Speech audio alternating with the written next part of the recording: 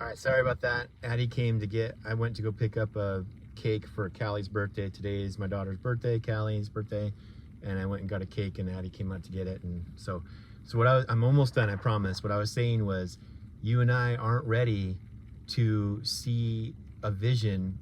Like, we're just not ready. You and I, most human beings, have to go line upon line, precept upon precept, up the mountain, a little bit at a time. And that's what the ordinances allow us to do. They allow us to ascend to the mountaintop, one step at a time, so it doesn't overwhelm us, and so that we're ready. But you and I do need to ascend the mountaintop.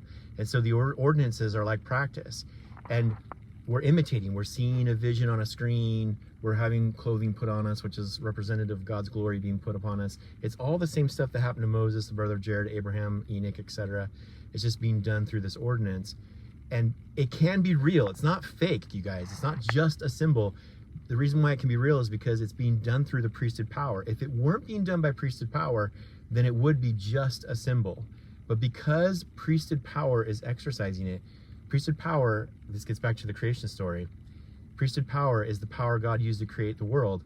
It's the power that God uses to heal people. It's his power. So if God can speak and make something happen, make something come into being that didn't previously exist, or if he can speak and heal someone's eyes so they can see, or whatever, or speak and move a mountain, then he can speak in an ordinance and make a movie projector screen into a real spiritual experience, where it's not just a movie screen anymore. You are actually having like a similar spiritual experience as a vision.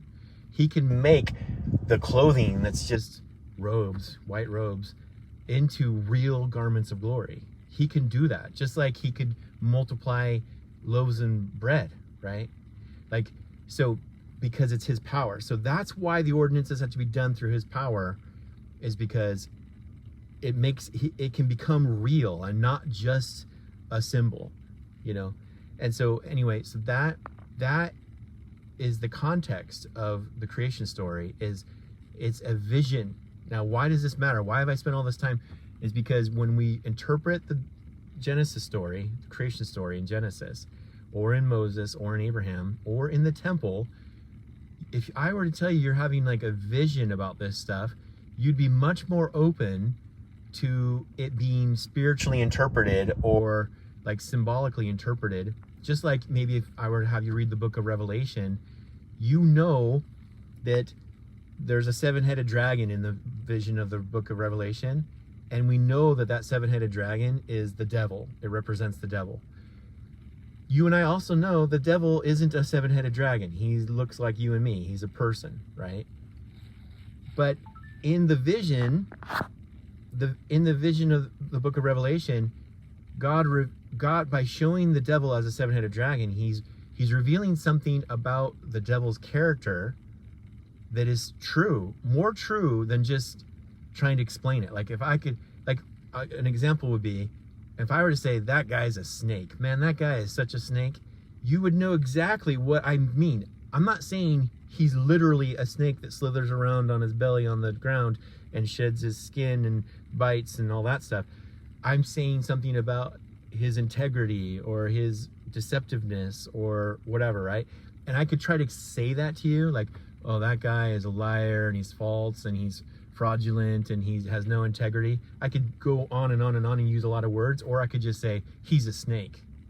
And by saying he's a snake, I can reveal all of those words in just one little image about him really quickly, and it's super powerful, way more powerful than using many, many, many words, right? And so that's why in the book of Revelation, when God says the devil is a seven-headed dragon, it's so powerful, because that's what Lucifer's true character is at this point in time. He is a dragon. Like, he's a monster that's going to destroy and pillage the village, right?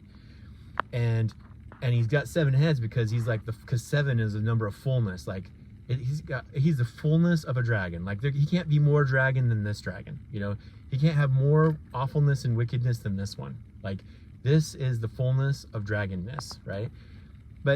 And as I try to explain again, multiplying my words over and over again to try to explain this symbol, But already you're probably going to get a sense of the power of that symbol just by saying he's a seven-headed dragon.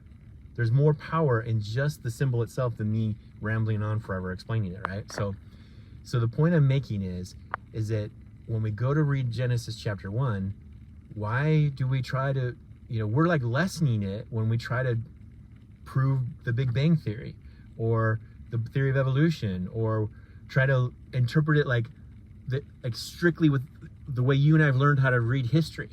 Because again, history, you and I were taught a certain way to read history that's only been true since like the 1600s moving forward, like when the Enlightenment started and they came up with the idea of history and everything. They nobody before that time ever like wrote history the way you and I want to write history. You and I write history like you're not supposed to exaggerate anything, you're not supposed to include any hyperbole, you're not supposed to have any symbols in it, you're supposed to be like just the facts, right? Like a reporter, just give me the facts, no spin.